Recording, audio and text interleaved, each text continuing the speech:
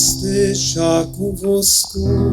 Ele está no meio de nós. Proclamação do Evangelho de Jesus Cristo, segundo Marcos. Glória a vós, Senhor. Na cidade de Cafarnaum, num dia de sábado, Jesus entrou na sinagoga. Começou a ensinar. Todos ficavam admirados com seu ensinamento, pois ensinava como quem tem autoridade, não como os mestres da lei. Estava então na sinagoga um homem possuído por um espírito mau. Ele gritou: "Que queres de nós, Jesus Nazareno? Vieste para nos destruir? Eu sei quem tu és o Santo de Deus." Jesus o intimou: "Cala-te e sai dele." Então o espírito mau sacudiu o homem com violência, deu um grande grito e saiu. Todos ficaram muito espantados, perguntavam uns aos outros: "Que é isto?" O ensinamento novo dado com autoridade. Ele manda até nos espíritos maus e eles obedecem. E a fama de Jesus logo se espalhou por toda parte, em toda a região da Galileia. Palavra da salvação. Glória a vós. Aleluia, aleluia, aleluia, aleluia. Hoje não fecheis o vosso coração, mas ouvi a voz do Senhor. Vamos dizer: hoje não fecheis o coração, mas ouvi a voz. Este foi o Salmo 94, que nós acabamos de recitar, de rezar, de cantar tão bonito ali pela família.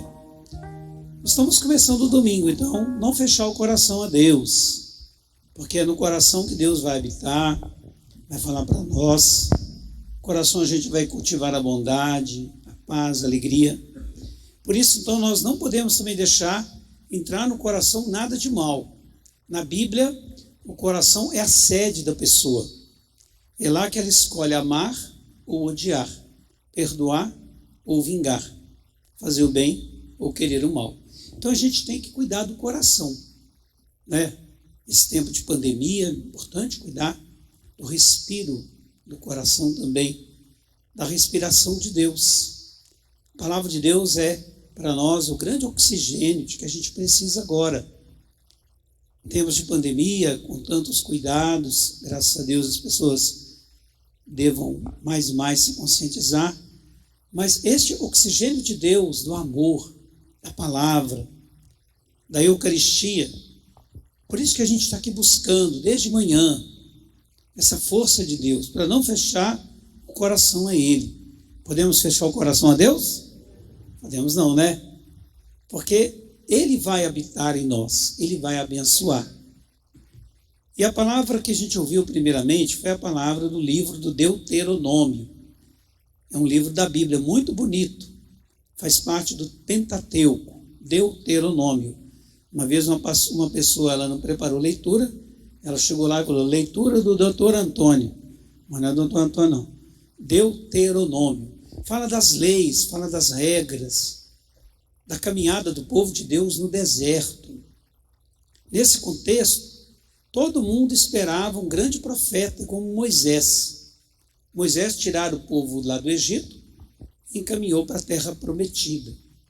Mas muita gente tinha esquecido da palavra de Deus. Os profetas, quem eram os profetas? Aqui nós estamos na cidade dos profetas. 3 eram as considerações para ser um profeta. Primeiro, o profeta era tirado do meio do povo, uma pessoa que conhecia a realidade, e é Deus quem escolhia. O profeta não nasce na altura, não nasce de qualquer jeito. É Deus quem escolhe, suscita o profeta. Segundo lugar, o profeta, ele é iluminado por Deus, pelo Espírito Santo, pela palavra. Ele tem um dom de falar, ele tem um dom de falar em nome de Deus. Por isso mesmo, a terceira coisa, ele tem que falar em nome de Deus, ele não pode falar em nome de si mesmo. Ele vai anunciar, vai denunciar. O profeta não tem medo da verdade. Por isso que muitas vezes os profetas são perseguidos, são maltratados, né? No Antigo e no Novo Testamento, e mesmo hoje. Profeta que defende vida, defende a paz, defende a justiça. Na época do texto do Deuteronômio, havia algumas tentações. Por exemplo, a tentação da idolatria. Será que essa tentação existe hoje ainda, idolatria?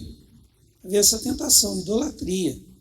Idolatria para deuses errados, falsos, idolatria disso, daquilo, idolatria do dinheiro, do poder, do prazer, né, das coisas.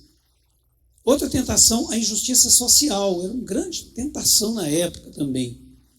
A injustiça que levava à desigualdade, à fome, à miséria. Outra tentação era a infidelidade à aliança. Muita gente tinha abandonado o caminho de Deus, abandonado os mandamentos. Então os profetas deveriam reorientar o povo para Deus, para o povo não abandonar o caminho de Deus.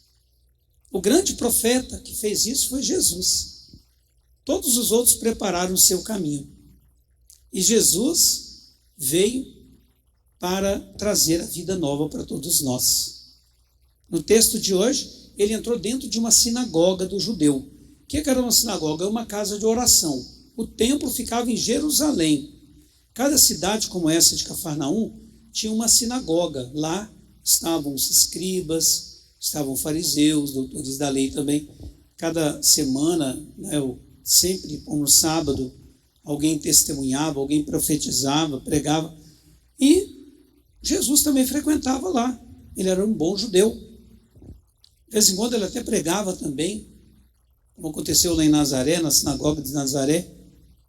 E quando ele chegou nessa sinagoga, havia um homem com espírito mau, espírito ruim. Na Bíblia, espírito ruim é o sinônimo de pessoas que estão contra a verdade, contra o amor, contra a vida. Aqueles que querem a morte, querem o sofrimento dos outros também. Esse espírito ruim está dominando aquele homem, o deixa quebrado, infeliz, todo amargurado. Ele, inclusive, quer desafiar Jesus. Ele sabe que Jesus é Deus, mas Jesus não se deixa levar por isso. Jesus manda calar e sair dele. 2 verbos aí, né? Cala-te e sai dele. Jesus mostra toda a sua autoridade, ensinando e fazendo essa libertação, esse bem em relação àquele homem. Para eles foi um exorcismo, mas antes de tudo foi uma ação de amor de Jesus. Jesus se compadece dele, vê o problema dele, vê que aquele homem está arrebentado por dentro. E era preciso ficar livre de novo daquele espírito ruim. A gente tem que tomar muito cuidado, né? Para esses maus pressentimentos, más inclinações, tendências, não entrarem no nosso coração também. E Jesus liberta, cala-te e sai dele. É interessante a autoridade de Jesus. Todo mundo ficou admirado. Um ensinamento novo. E as pessoas começaram a falar, ele fala como quem tem autoridade. O que a gente imagina como autoridade, normalmente? O que o povo entende como autoridade? Né? Normalmente, o que as pessoas entendem, né? Autoridade, normalmente. Vamos ver se é isso mesmo que eu vou traduzir.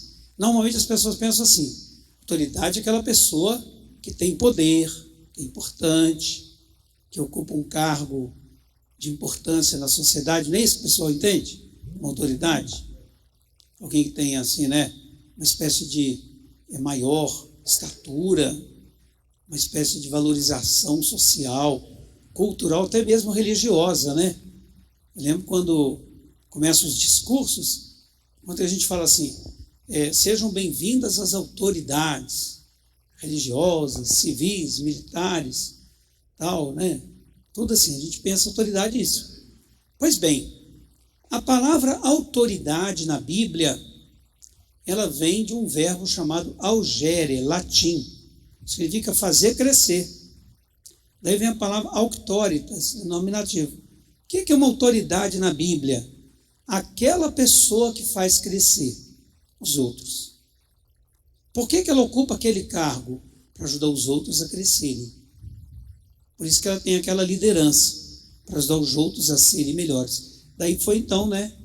A palavra autoridade foi ganhando essa tonância, essa significância mais cultural, de importância.